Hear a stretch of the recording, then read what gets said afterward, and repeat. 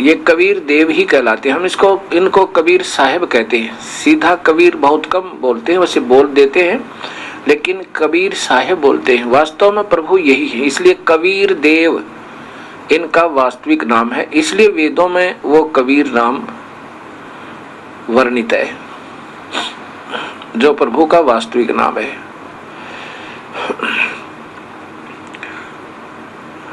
जब त्रेता युग में ये प्रभु आए थे अपनी प्यारी आत्माओं को अपना सत्य संदेश पहुंचाने के लिए, उसमें कुछ मुख्य दृष्टांत आपको सुनाऊंगा। मुनिंदर नाम से वो प्रभु आए हुए थे, उसमें ऋषि मुनिंदर नाम से इनको जाना जाता था। अपनी सत भक्ति का संदेश दिया करते थे। एक नल और नील दो भक्त आत्मा थी। वो बहुत भोले दिमाग के थे, लेकिन प्रभु में लगन बहुत ज्यादा थी, और वो शिल्पकार भी थे, इंजीनियर समझो। पहले कोई डिग्री नहीं हुआ करती, पर नेचुरल गुण, कुदरती गुण हुआ करते थे। उनको बहुत भयंकर बीमारी होगी। उन्होंने सभी ऋषियों से आशीर्वाद भी लिया, उनके द्वारा बताई गई सब साधनाएं भी कर चुके थे, परंतु उनको कोई लाभ नहीं हुआ। बहुत परेशान थे। एक दिन उनका भाग्य उदय हुआ, कबीर परमेश्वर के सत्संग में जहां पर हो रहा था उनके पास पहुंच गए, और जो ही कबीर परमेश्वर के उन्होंने वचन सुने और फिर आशीर्वाद लिया, तो ऐसे ही उनको आशीर्वाद दिया, सिर पे हाथ रखा, हाथ रखते ही वो दोनों स्वस्थ हो गए। उनकी फिर ऐसी श्रद्धा बनी अपने प्रभु में। कबीर साहब ने कहा, बेटा नाम लो। उन्होंने कहा कि हम भक्ति तो कर रहे हैं, ऐसे ऐसे अपनी सब क्रियाएं बताई। कबीर साहब ने बताया कि जो भक्ति तुम्हारे ऋषि लोग तुम्हें बता रहे हैं गुरुदेव, ये तो ब्रह्म साधना है, और ब्रह्म ये स्वयं काल है, और यही सभी को नचा रहा है। बेटा ये भक्ति तेरी तुम्हारी पूर्ण नहीं है, अधूरी है। हमने पूर्ण परमात्मा की भक्ति करनी चाहिए, जिससे हमारा आपका जीवन छुटकारा हुआ है। अब वो दुखी हो रहे थे। जब उनको सुख मिल गया तो कहा, प्रभु हमें उपदेश दे दो। नाम दे दिया, शिष्य बना लिए। अब नदियों के किनारे पे ऋषियों के सत्संग हुआ करते थे। ये दोनों भक्तात्मा नल और नील बहुत सेवा किया करते थे, बहुत सेवक थे, साधु सेवी थे, और हाथ जोड़कर प्रार्थना कर करके उनके कपड़े धोते थे, उनके कौपीन धोते थे, बर्तन साफ किया करते थे, उनको नहलाते थे। जब वो स्नान करते थे तो कमर मसलते थे। ऐसे ही जब समागम हुआ करते थे तो नल और नील सभी ऋषियों से प्रार्थना करके उनके बर्तन, उनके कपड़े आदि धोने के लिए, साफ करने के लिए ले जाते थे।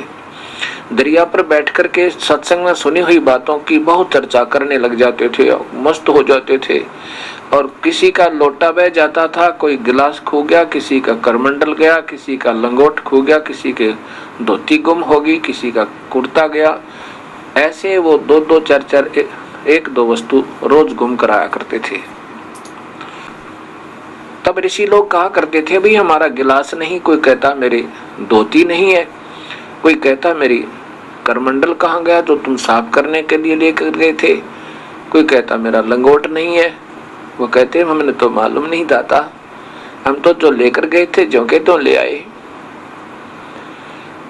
दूसरे जो सेवक जाते थे उन्होंने कहा कि जी ये तो नल और नील ये दोनों साथी हैं, और वहां बैठकर प्रभु की चर्चा करने लग जाते हैं, बर्तनों को पानी में भिगो के, कपड़ों को पानी में भिगो के, और जो सत्संग में सुनी हुई बातें थी उनकी फिर चर्चा करते थे।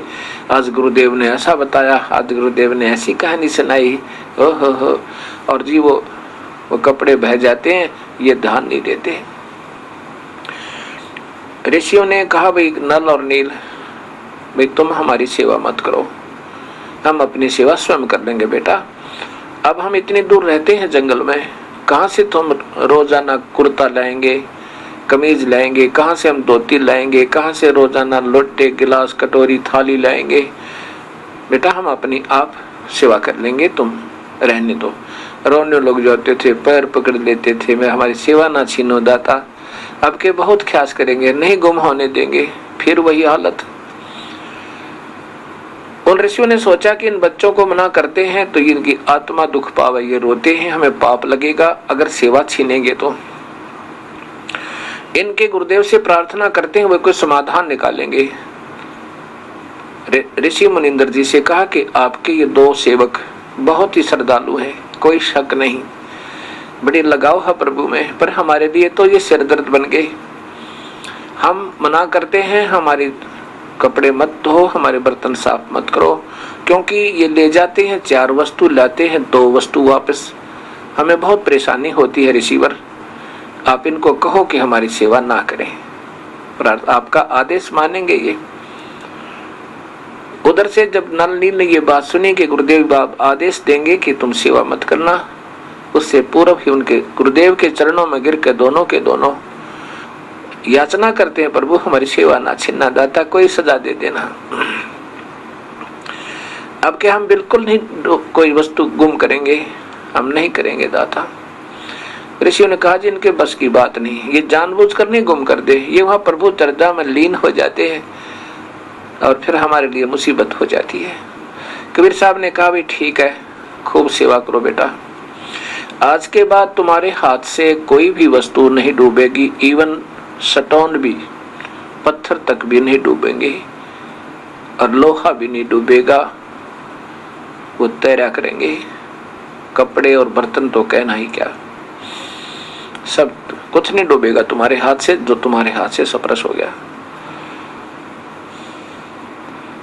ये बात चलती रही, ठीक हो गया। उसके बाद नल और नील के हाथ से कोई वस्तु नहीं डूबा करती, कपड़े भी भरा हुआ पानी का बेला कटोरा जो का तो ऊपर ही तैरता रहता था।